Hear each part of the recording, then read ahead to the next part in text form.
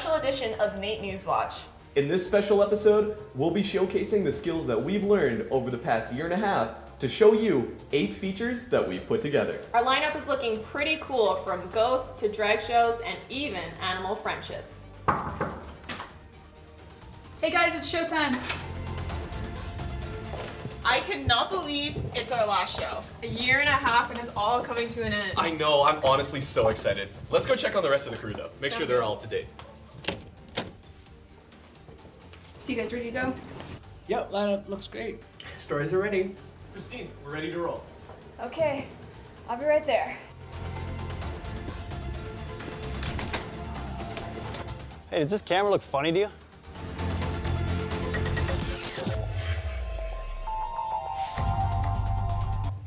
Hello and welcome to a very special episode of NAIT NewsWatch. We are so excited to share some of our favorite and most in-depth stories of the year. To start off with our show, we're going to look at a local family business that is helping veterans deal with both physical and mental ailments after serving the country. To do this, the establishment encourages the use of something that was not so freely used years ago. Our Rodby Barnechea joins us at the NAITSA Health Center with more on that story. Thanks, guys. The Veteran Farmer offers overall wellness to recently released veterans. But instead of using prescription drugs, marijuana is used. Teach a man to fish and you'll feed him for a lifetime. The Veteran Farmer offers help in more ways than just teaching a man the benefits of cannabis. When they opened, I came in on opening day for the lunch and then met the girls and they've been helping me out ever since. Matthew Bordeaux is a retired veteran who had trouble post-release from the military with everyday life. After finding the Veteran Farmer, the business helped him deal with these problems through programs and the use of marijuana.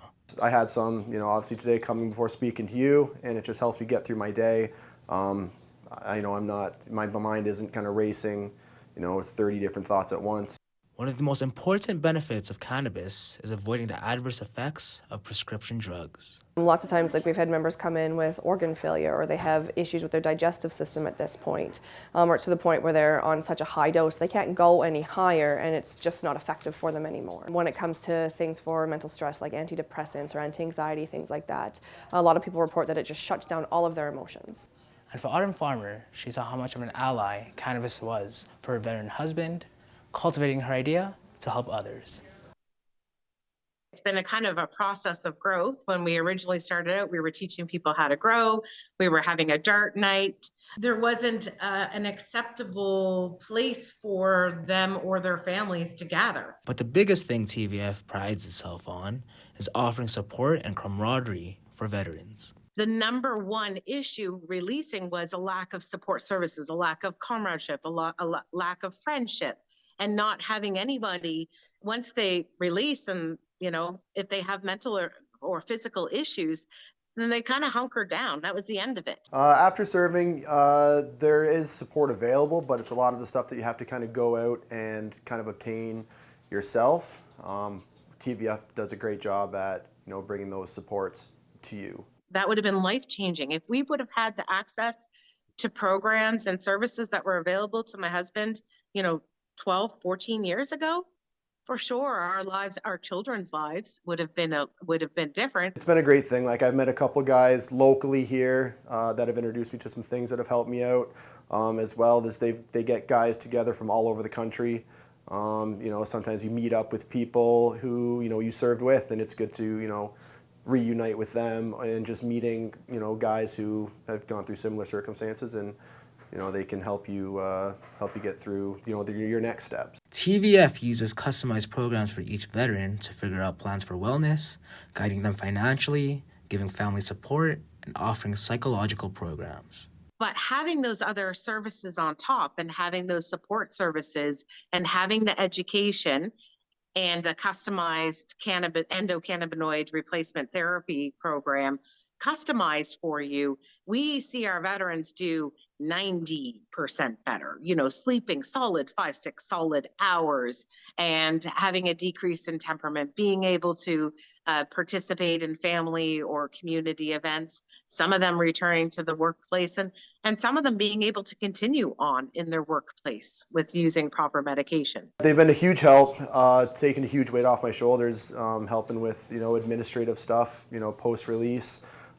Because when you're in the Army, you have people that take care of that for you. Once you leave, you're kind of left to do it yourself, and it just really weighs down on you having that kind of linger over your head. And once you have someone take some of that weight off, it makes daily living a lot easier. Heroes helping heroes.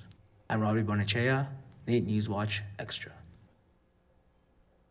Canada has come a long way by introducing accessibility legislation in 2019. But is it enough?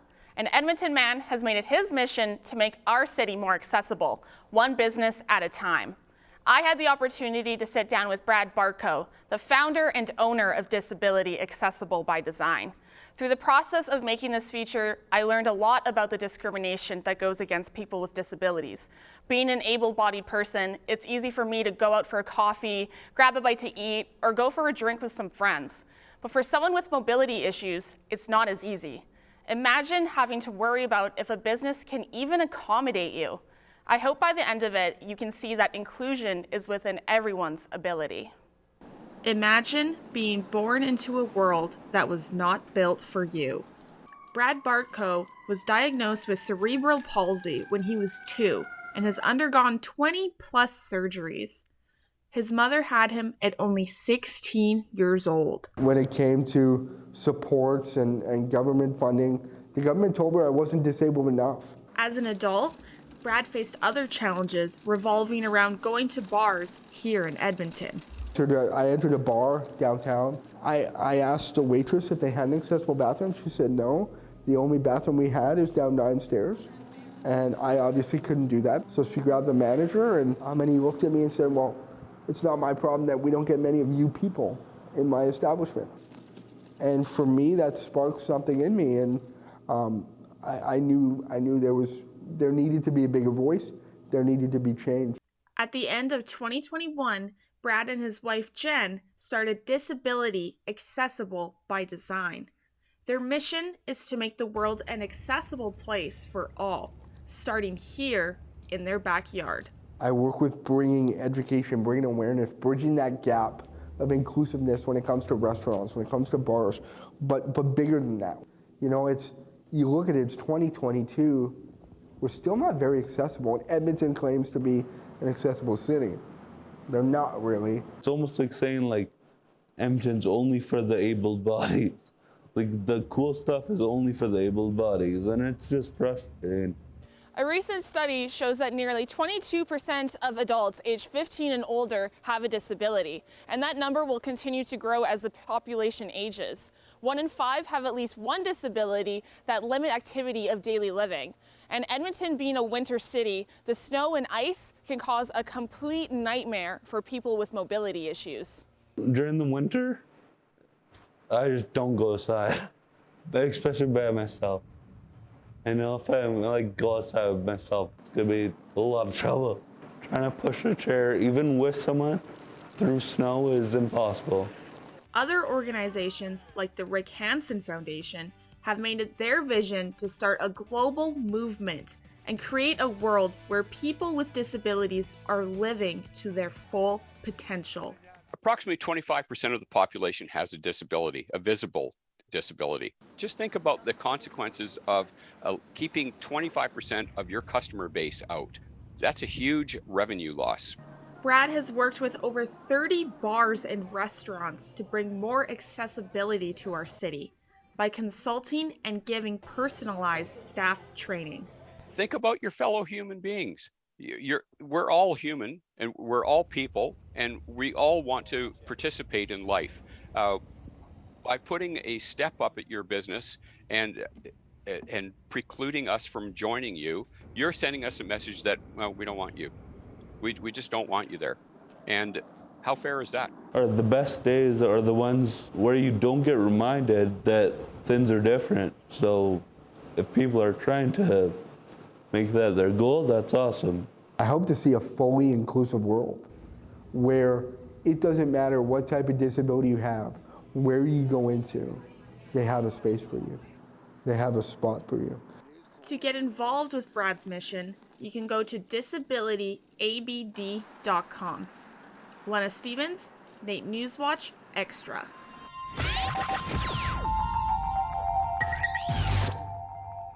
You know, Zach, people have been telling ghost stories around the campfire for centuries. We have quite a few of our own here in Alberta. And so I've heard. Here to tell us more is NewsWatch's Nigel Gale. He joins us in the flesh from downtown Edmonton. That's right, thanks guys. So today I'm standing in front of McKay's School. This old brick building is legendary for reports of ghostly encounters. And today we're going to take a look at a small town just west of Edmonton that has caught the eye of many paranormal investigators.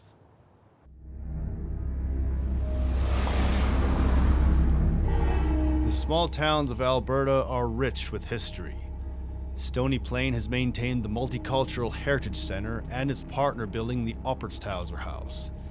They invite the public to come in and immerse themselves in an environment of the past. These old buildings provide tangible artifacts that can be observed and studied. But what about the artifacts we can't see? There have been quite a few events that have been happening over the years, long before I started working there and then long after, I'm sure. So the house was built in 1910 by Henry Oppertshauser Sr. So he came to Stony Plain from Ontario. The German immigrant and his family moved to the Stony Plain area in 1900. Like the family, the house would also eventually be uprooted. So it wasn't originally here, it was actually down 51st Street by the Lutheran Church, the big, really pretty stone building. In 1997, the house was moved to its current location. It resides beside the Multicultural Centre, a structure commonly referred to by locals as the Red Brick Building. The Red Brick Building was a school built in 1925 and functioned as a school until 1949, something like that. The school is now a museum that pays homage to the settlers' way of life. The Multicultural Centre and the Oppertshauser is rich with history for the town of Stony Plain. And from this window in the Oppertshauser house, people have seen some paranormal activities. There's no like confirmed what spirits are in the buildings, but we think there is like a child spirit here because like there'll be lots of leg pokes or upstairs, all the toys will be moved around, or we've had people hear the little kid piano playing upstairs. I've walked into the room, everything's been in its place, and I've walked into the bathroom and the stroller has made its way across the room.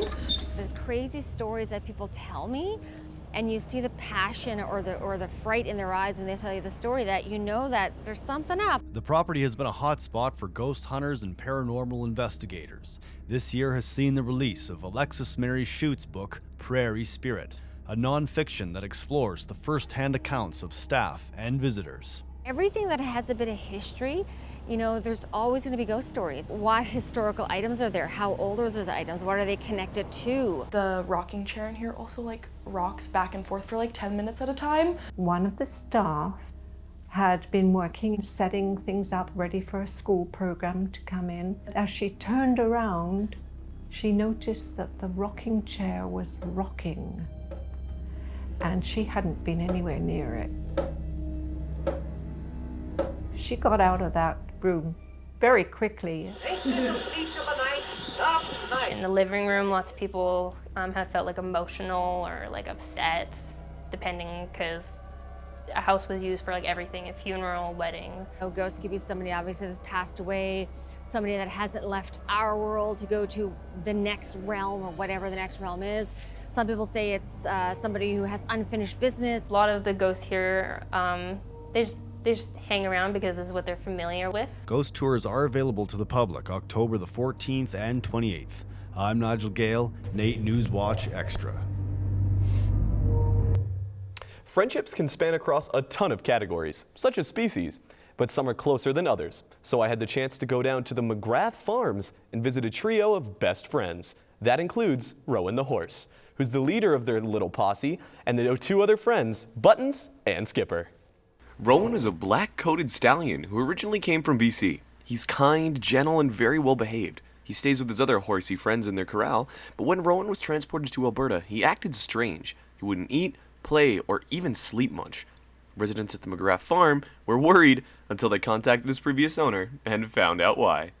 He was not used to our winters, and come spring he still was a little bit underweight, and he just wasn't shiny, and he just wasn't happy. And so I contacted her granddaughter and let her know what was going on with him, if she had any ideas of what he might be lacking. And she said, well, maybe he just misses his goats. These two are Buttons and Skipper. They're two small goats who grew up alongside Rowan. They're like family to him, and wherever he goes, you won't see them too far behind.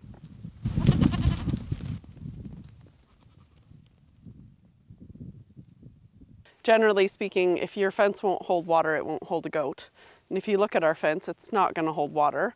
But based on that they're bonded with Rowan, they are rarely more than 50 yards away from him. The trio does everything together. If one is getting treats, the other two will always make their way over. The three have been on a farm for a few years now, and the goats and horses now sleep, eat, and live together. Rowan's about 23, while the goats are about each 10 years old. Unfortunately, Rowan's previous owner was terminally ill.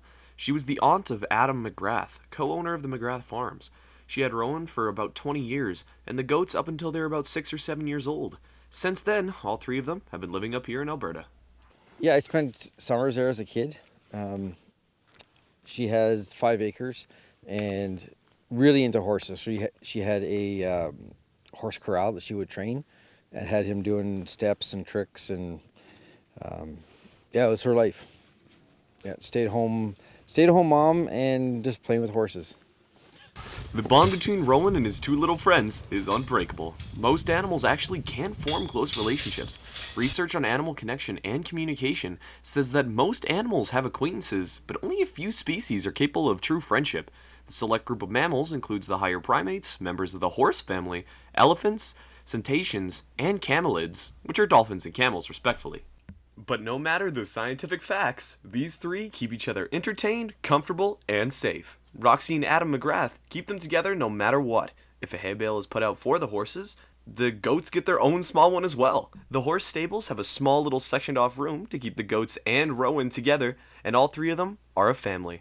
No matter how hard you try, you really just can't keep family away from family.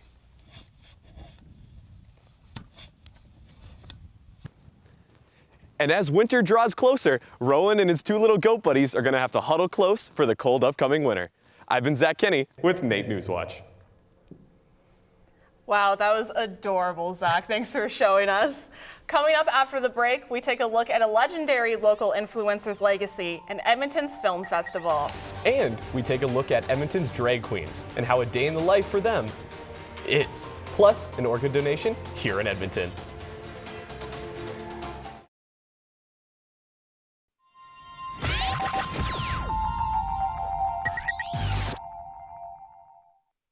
Welcome back to NAIT NewsWatch. So far, we've learned a little bit about the military and how veterans are finding relief with the use of cannabis, and we took a look at Edmonton's accessibility issues, and we also witnessed an unlikely animal friendship.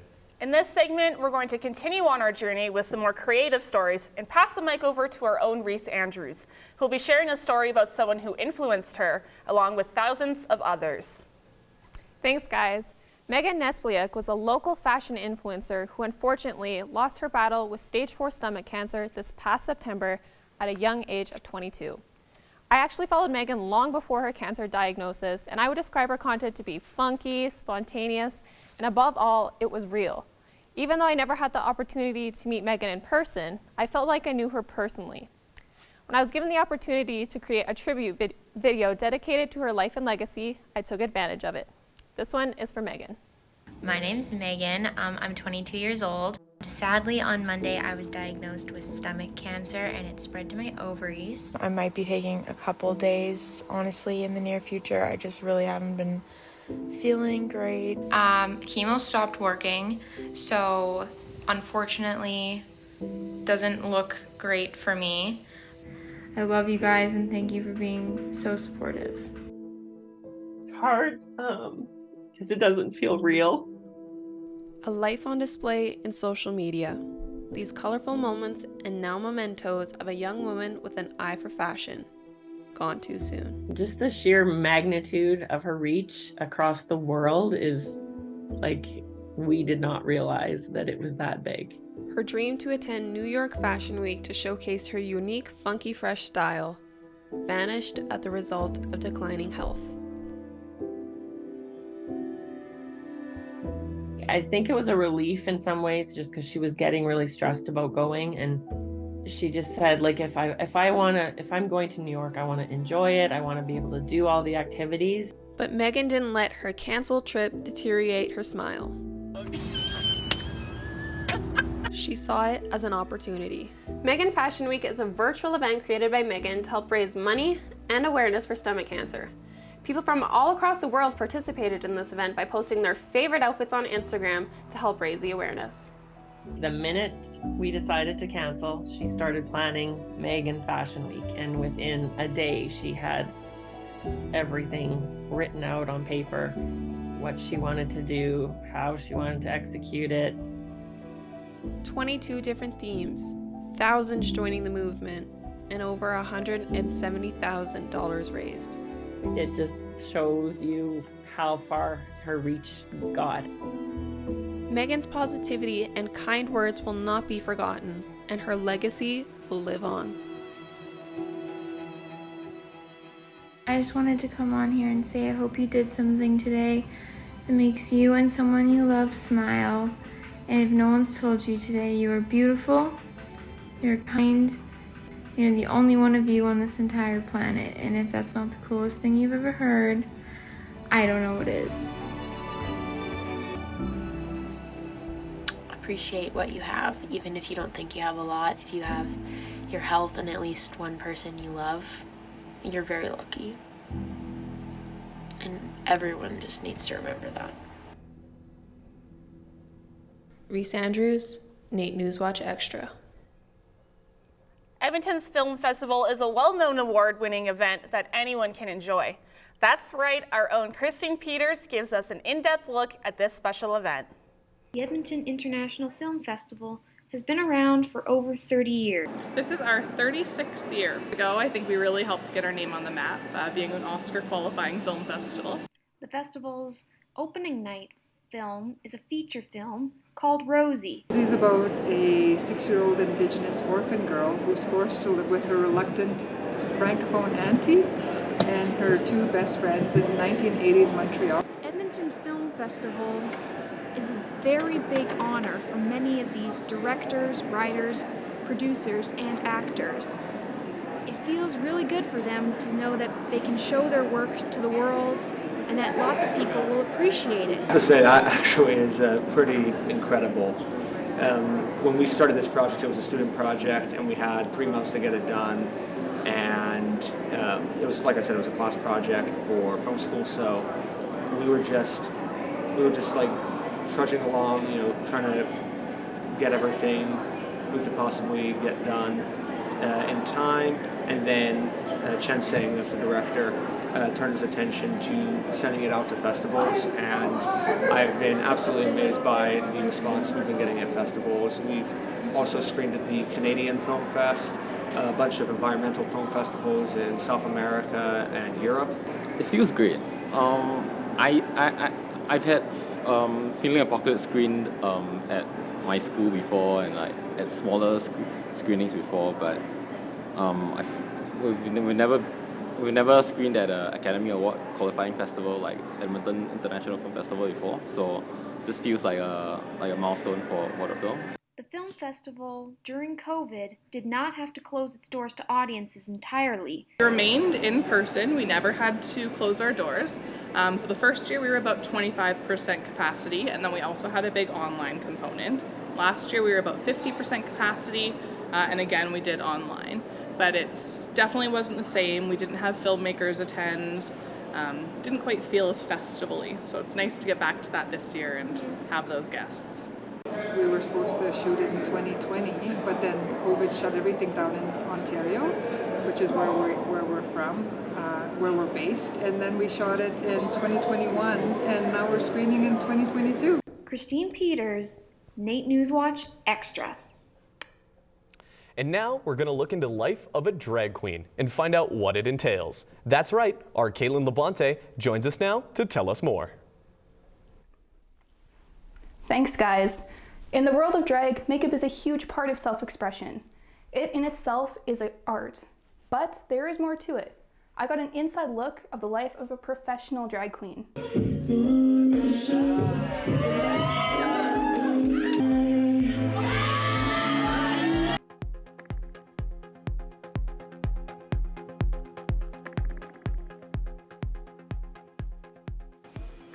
Gemini is a local drag queen and CEO of Party Queens, a company dedicated to delivering exceptional drag performances. It has become a full-time job because we're now not only doing just like stage shows and performances, so we do birthdays, bachelorettes, we've done a celebration of life. We have not yet done a funeral, but I would love to put the fun in funeral someday. Typical event day for Gemma is quite busy from the moment they get up, working hard to prepare for their performance.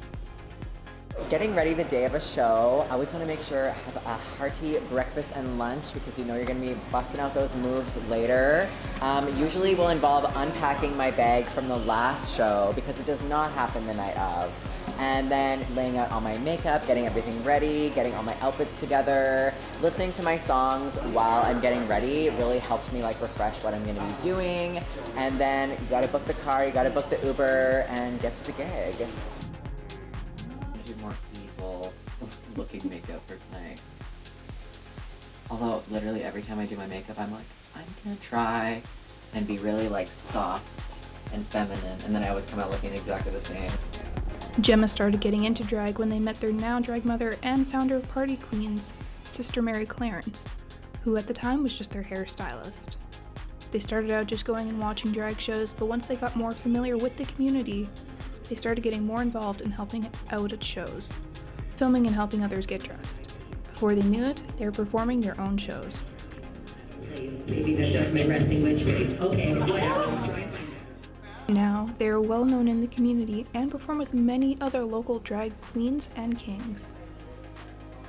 The Gemini's amazing. Like they've really like curated sort of the opportunity to work regularly as a drag artist in Edmonton through Party Queens, which was originally started by Sister Mary Clarence. And they've just done such a good job at advocating for like fair wage when we go out and when we do these shows and safe spaces where we can perform. So I really appreciate Gemma's work. Gemma's main goals as Party Queen CEO are to expand the reach of the local drag community, celebrate the diversity within the community, and put drag where there wasn't drag before.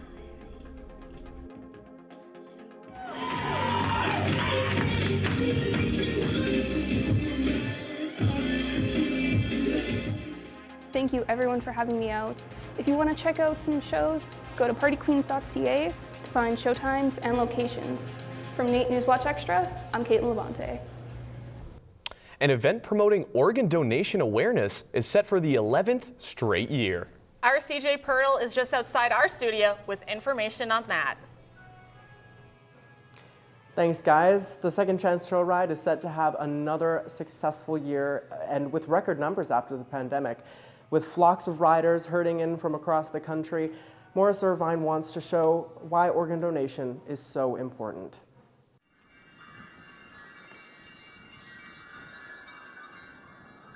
In 2010, Morris Irvine was told that he would need a double lung transplant, a result of decades of smoking. Dr. Mueller, he was my doctor at the time, and he had told me that there was no way that I was too old for a transplant, that I wouldn't get a transplant. And I was working in the gym. He had me in the gym working like a physio gym. Helen DeCannon said, "Have you ever been to a specialist?" And I said, "No." She said, "Well, you should be. How come the doctor?" And I told her, I said, "Well, because I'm too old." She said, "Nonsense."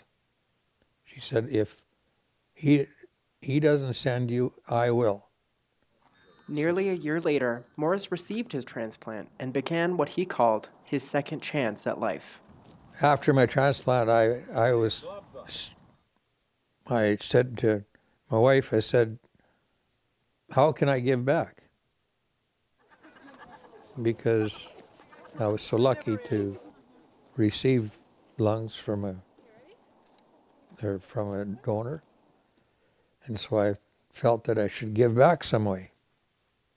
And so she said, "You still got horses? Why don't we have a trail ride?" The idea was born.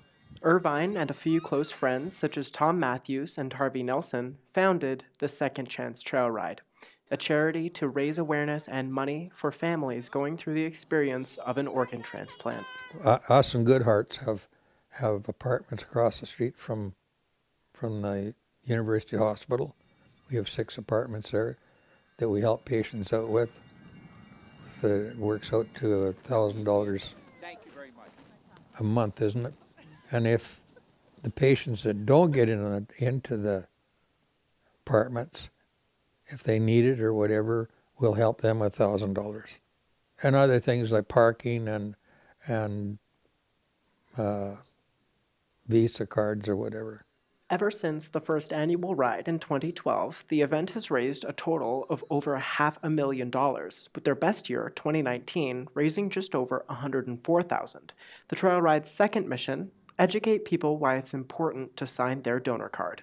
It's very important because people still don't know that being a donor, you can help so many lives. If my donor hadn't helped me, I would have passed away a long time ago.